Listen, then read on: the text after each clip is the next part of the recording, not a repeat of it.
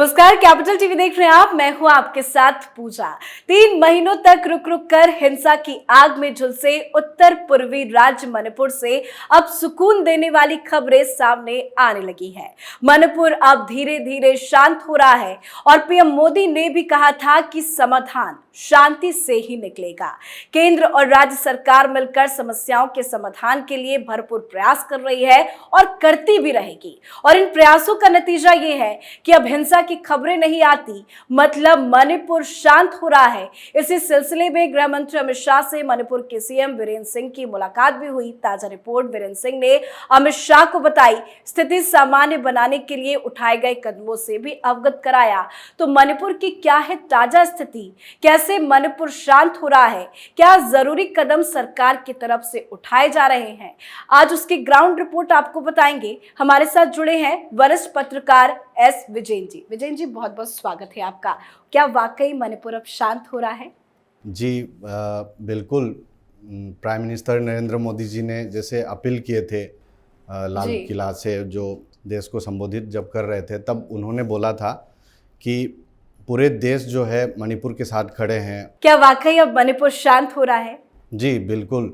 ये मतलब आज के समय में इतना मतलब शांति आ रही है, मतलब पहले जैसे होता था बमबारी की और बंदूक चलाने की, कुकी मिलिटेंट्स के द्वारा जो हमला की खबर लगातार आ रहे थे मीडिया में, वो सब अभी कम हो रहा है। और जैसे प्राइम मिनिस्टर नरेंद्र मोदी जी ने जो लाल किला में जो उन्होंने कहा था कि पूरे मणिपुर जो है देश के साथ खड़े हैं, और दूसरी बात कि उन्होंने संसद पे भी बोला था कि मेरे दिल के बहुत करीब है पूर्वोत्तर के राज्य सब जो है।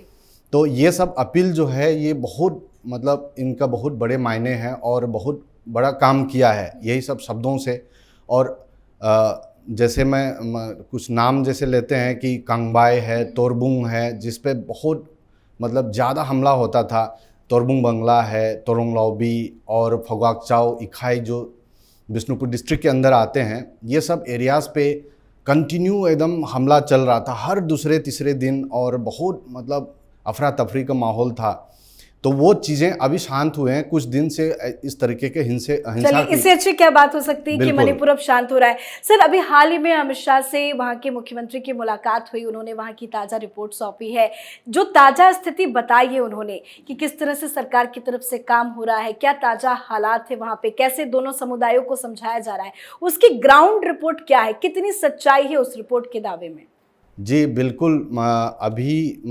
अभी हाल में अमित शाह जी, होम मिनिस्टर अमित शाह जी और सीएम बीरेंद्र सिंह जी की मुलाकात अभी हुई है। तो ये बहुत मतलब पॉजिटिव रहा और अच्छा है। और वैसे भी वहाँ की मणिपुर की जो स्थिति उन्होंने जो अवगत कराया, वो बिल्कुल सच्चाई भी है और ग्राउंड में भी हो रहा है। मतलब कल ही 400 घर जो मतलब टेम्परेली जो बनाते हैं, वो घर लोगों को, वहाँ के लोगों को मतलब उन्होंने सौंपा है। तो सीएम बीरेंद्र ने उसका उद्घाटन भी किया है। और अमित शाह जी से, होम मिनिस्टर जी से मिलने के बाद उन्होंने और मांगे रखी है कि 150 से 200 करोड़ की और मांग किए हैं। इससे अभी जो 400 घर जो दिए हैं वो टेम्पररी एक रहने के लिए वो घर है। और अभी जो 150 से 200 करोड़ की जो मांग किए हैं उन्होंने, वो एक परमानेंट घर बना करके जो हिंसा की चपेट में जो लोग जिसका घर जला चुके हैं और रिलीफ कैंप पे रह रहे हैं, उन लोगों को मतलब स्थायी रूप से मकान देने की ये योजना है। इस पे उन्होंने शुरुआती दौर पे 1000 घर टारगेट में रखा है, लेकिन अभी फ़िलहाल जो है 1000 घर है, लेकिन जितने जो घर जले हैं सबको बनाना है। लेकिन फ़िलहाल उन्होंने परमानेंट घर देने के लिए 1000 घर टारगेट रखा है। और दूसरी मतलब ये पुनर्वास की काम भी जोरों पे चल रहा है। दूसरी बात ये है कि वहाँ पे शांति रक्षा को बनाए रखने के लिए, जल्द से जल्द नॉर्मलसी लाने के लिए एक सीआरपीएफ का मतलब 50 कंपनी और भेजे गए हैं। जैसे अमित शाह जी ने बताया भी है कि 50 जो कंपनियां हैं, पहले जो ऑलरेडी 140 कंपनियां जो तैनात है अलग अलग मतलब फोर्सेस की जो तैनात है, उनके अलावा अभी 50 और भेजे हैं। वहाँ पे क्या है कि बहुत सारे जो बफर जोन हैं, जैसे पहाड़ और घाटी के जो बीच वाला जो एरिया है, उस पे सिक्योरिटी फोर्सेस बहुत ज़्यादा तैनात है जी। ये तैनात होना एक तरह से बहुत अच्छी बात है। इसी तैनाती की वजह से एक दूसरे को क्रॉस करने में थोड़ा सा इन लोग को भी वो रहता है और ये बहुत अच्छी पहल है।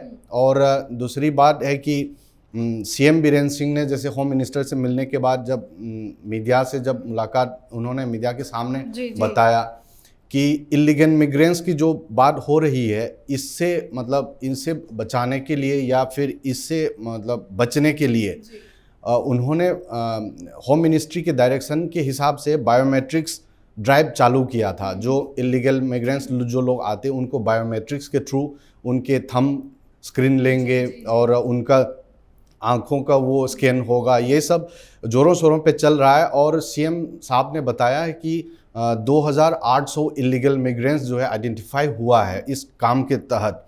तो ये सितंबर तक, इस साल के सितंबर तक इस काम को पूरा करना है। ये होम मिनिस्ट्री की मतलब डायरेक्शन से ये सब चल रहा है। मतलब जो जो उन्होंने रिपोर्ट दी उस बात में पूरी सच्चाई है, ग्राउंड में काम हो रहा है। बिल्कुल बिल्कुल। सबसे बड़ा जो क्षति हुई थी वो ये थी कि लोगों ने अपना छत खो दिया था। हिंसा की आग में लोगों के जो घर है वो झुलस गए थे, आग लगा दिए गए थे कई घरों में।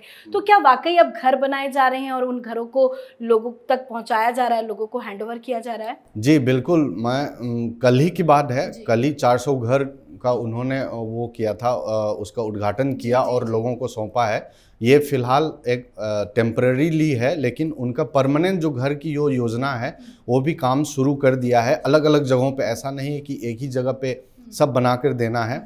वो अभी मतलब बहुत सारे डिस्ट्रिक्ट पे काम चल रहा है। बिष्णुपुर में चल रहा है, इम्फाल में चल रहा है, इम्फाल ईस्ट और वेस्ट दोनों में चल रहा है। आपके घर के आसपास भी कई घरों को जला दिया गया था, वहाँ की क्या है ताजा स्थिति? वहाँ पे भी चल रहा है। जैसे ये तोरबुंग जो बोल रहे हैं, तोरबुंग जिस पे बहुत अभी कुछ दिन पहले 3 मई को मतलब रात में आ करके मतलब भोर में आ करके कुकी मिलिटेंट्स ने जो हत्या की थी वो बहुत फेमस भी हुआ और बहुत ज़्यादा मतलब ये अशांत बना था।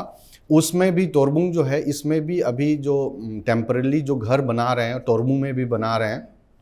इसका तो अभी फ़िलहाल मतलब सुपुर्द नहीं किया गया है, काम चल रहा है। लेकिन अभी जो मतलब कल जो 400 घर जो सुपुर्द किया है, जो होम शेल्टर होम में जो लोग रहते हैं वो सजीवाद जेल कम्प्लेक्स है, इम्फाल ईस्ट में स्थित है। तो वहाँ पे 400 घर जो लोगों को दिया गया। इस तरीके से अभी काम और भी बहुत तेज़ी से चल रहा है और केंद्र की तरफ से भी पूरी मदद देने के लिए तैयार है। अभी जो मांगें रखी है वो देंगे और परमानेंट घर और बना करके उन लोगों को पुनर्वास किया जाए। आप अभी मणिपुर से ही आए हैं, पहले जब गए थे तो वहां की स्थिति आपने बताई थी। अभी की ताजा स्थिति जब धीरे धीरे मणिपुर शांत हो रहा है तो क्या लोगों के अंदर से जो डर का माहौल था वो क्या खत्म देखने को मिल रहा है? जी ये अभी तो फिलहाल मतलब पूरी तरह खत्म नहीं कह सकते, थोड़ा बहुत है। लेकिन जिसको लगता था कि जैसे बंदूक से हमला हो रहा था या बम से हमला हो रहा था, वो चीज़ें कम होने के बाद लोगों को दिमाग पे ये है कि अभी जो शांति का दौर जब शुरू हुआ है, जैसे पीएम साहब ने अपील की थी और होम मिनिस्टर साहब ने भी लगातार प्रयास कर रहे हैं। यहाँ से कोशिशें जितना मदद हो सकते हैं केंद्र की तरफ से भेजे जा रहे हैं और वहाँ की स्थिति में जो सुधार आते हैं तो लोगों को भी लगता है कि जैसे वहाँ की महिलाएं बहुत ज़्यादा मतलब इस बात को लेकर ज़्यादा सेंसिटिव थी और बहुत परेशान भी होती थी। रोड पे बाहर निकल कर के मतलब असम राइफल्स के साथ जब मुठभेड़ होना, ये सब घटनाएं बहुत कम हुआ है। और लोगों की जो डर है ना, जो बंदूक से हमको हमला करेगा, ये डर तो बिल्कुल कम हो रहा है। लोग घर से बाहर निकल रहे हैं, सेल्टर से बाहर निकल रहे हैं। बिल्कुल जी। और मैं इसके बीच में एक बात और जोड़ना चाहता हूँ। जैसे विपक्ष पार्टियां जो लगातार हमला करते रहे हैं और लेकिन अब तो विपक्ष शांत हो गया, लगता है शांति की खबरें आने लगी, तो अभी कोई बयानबाजियां ज्यादा नहीं हो रही हैं। बिल्कुल, अभी तो बिल्कुल शांति की प्रयासें चल रही है और वो काम होते हुए जमीन पे दिख रहा है। अब इस समय विपक्ष चुप है, पता नहीं क्यों चुप है। जब विपक्ष खास करके कांग्रेस पार्टी इतना जोर शोर से मतलब वो टारगेट कर रहे थे और वो भी खास करके मतलब वहाँ के खास करके मोदी के ऊपर, प्राइम मिनिस्टर जी के ऊपर वो टारगेट था, उनका राजनीति चमकाना था। जो रियल इशू वहाँ पे जो हो रहा है, तो कांग्रेस की तरफ से आज तक कुछ काम करते हुए तो कभी नज़र नहीं आया, न खास करके वहाँ पे जा कर के मतलब शोर शराबा करने के अलावा, पॉलिटिक्स करने के अलावा। और दूसरी बात है कि 29 तारीख को, जो 29 अगस्त को विधानसभा का सेशन बुला रहे हैं, तो इस पे भी मतलब कांग्रेस पार्टी और अन्य विपक्ष पार्टियां उनको हजम नहीं हो रही है, कह रहे हैं कि ये सब तो कुछ होगा नहीं, इतना लेट हो गया, जो बुलाना था नहीं बुलाया, अभी लेट हो गया, कुछ होगा नहीं। और दूसरी बात, एक और दूसरी विपक्ष पार्टियां बोल रहे हैं कि एमएलए सब वहां से विधानसभा और सरकार से छोड़ के भाग न जाए, चला न जाए, इसीलिए विधानसभा का सत्र जो है बुला रहे हैं। पहले स्थिति क्या थी कि विधानसभा का सत्र बुलाया जा सके? बिल्कुल बिल्कुल, अभी भी कुकी एमएलए जो 10 कुकी एमएलए हैं, वहाँ की 60 विधानसभा सीटों में से 10 एमएलए कुकी का है, वो खुद मना कर रहे हैं, हम नहीं आएंगे विधानसभा सत्र में। और हम जो विधानसभा जो है वो इम्फाल में स्थित है, तो वहाँ पे जाने का मतलब है सुरक्षा के लिहाज से हम नहीं आ पाएंगे। लेकिन सीएम साहब के मुलाकात जो अभी होम मिनिस्टर जी से हुई है, उस मुलाकात में उन्होंने कहा है कि मैंने कुकी एमएलएस को खुद फ़ोन किया और कहा कि हम लोग एक दूसरे से सेपरेट नहीं हो सकते हैं, आप विधानसभा सत्र में आइए, आपके लिए सुरक्षा के इंतज़ाम करेंगे। और इसमें अभी ताज़ा खबर ये है कि मैंने देखा था, अभी खबर चल रही थी कि नेमचा किपगेन जो है वो एक एमएलए है और वहाँ के कुकी एमएलए है, महिला एमएलए, और उन्होंने लेटर लिखा है स्पीकर को कि मैं नहीं आ पाऊँगी और वहाँ पे सुरक्षा के लिहाज से मैं और मेरे परिवार वहाँ पे जाना नहीं चाहते और हम नहीं आ पाएंगे, हमको छुट्टी दिया जाए, ये लिखा है। तो ये सब अभी भी उन लोगों के मन में डर है। और दूसरी चीज़ ये है कि कांग्रेस जो बार बार जो करते हैं, पॉलिटिक्स करने की कोशिश करते हैं, लेकिन उनकी किया हुआ जो काम है वो भूल जाते हैं, तुरंत वो देखते हैं। और जो हिंसा हो रहे हैं और यहाँ पे लोकसभा सत्र को लेकर के वो बहुत ज़्यादा हंगामा कर रहे थे, लेकिन उनके रिजिम में फेक इनकाउंटर का बहुत हाई केस था। फिर उसके बाद arm forces special power act को लेकर के बहुत पूरे मतलब प्रदेश जो है कई साल तक मतलब अशांत रहा। बीजेपी सरकार जब आया तो उन्होंने वादा किया था कि हम अफस्पा हटाएंगे, अभी लगभग सब हटा चुके हैं। फिर उसके बाद ये सब फेक इनकाउंटर की घटनाएं ना के बराबर अभी तो सुनने को मिल ही नहीं रहा है, पिछले 5-7 साल से तो कभी सुना ही नहीं है इस तरीके की घटना। तो ये सब अच्छी चीज़ें तो हुई ही है, साथ में केंद्र के प्रयास से और सीबीआई इन्वेस्टिगेशन के लिए जितना जो केसेस है उनमें से 17 केसेस सीबीआई को सौंप दिया गया है, तो उसका इन्वेस्टिगेशन जो है इस पे बहुत बड़ी बात है। मैं एक बार और बात बताना चाहता हूँ कि जैसे 17 केस जो सीबीआई को जो सौंपा है, उनमें उतने केस को हैंडल करने के लिए पूरे देश के सीबीआई के दफ्तरों से अधिकारों को चुन के 53 अधिकार सीबीआई का अधिकार उनको लगाया है, इन्वेस्टिगेशन शुरू हो चुका है। अब खास बात यह है कि ये पूरे देश की जितना जो हमला और जितना जो वायलेंस हुआ है उनमें एक तरह से एक अनोखी बात है कि इतने अधिकारी इकट्ठा हो करके किसी इन्वेस्टिगेशन में लगाना, ये बहुत मतलब वहाँ की जो घटना जो अभी जो हुई है उसकी सेंसिटिविटी को दिखाता है। इस पे 29 महिला मतलब ऑफिसर्स भी शामिल है, सीबीआई ऑफिसर्स।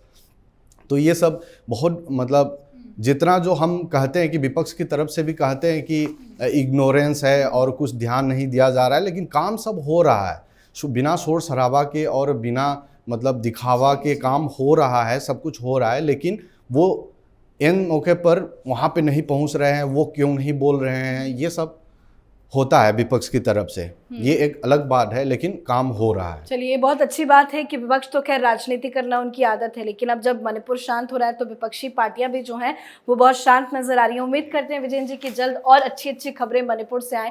बहुत बहुत धन्यवाद आपका समझाने के लिए। तो मणिपुर में स्थिति धीरे धीरे सुधर रही है, आशंका अब खत्म हो गई है कि बंदूक से हमले हो सकते हैं। घरों को दोबारा बसाने की पूरी तैयारी की जा रही है। दोनों समुदायों के बीच बातचीत का भी दौर जारी है और ये सामूहिक प्रयासों के कारण ही संभव हुआ है। सरकार पूरी कोशिश में जुटी है और उम्मीद है बहुत जल्द सब कुछ ठीक हो जाए। देखते रहिए कैपिटल टीवी। नमस्कार।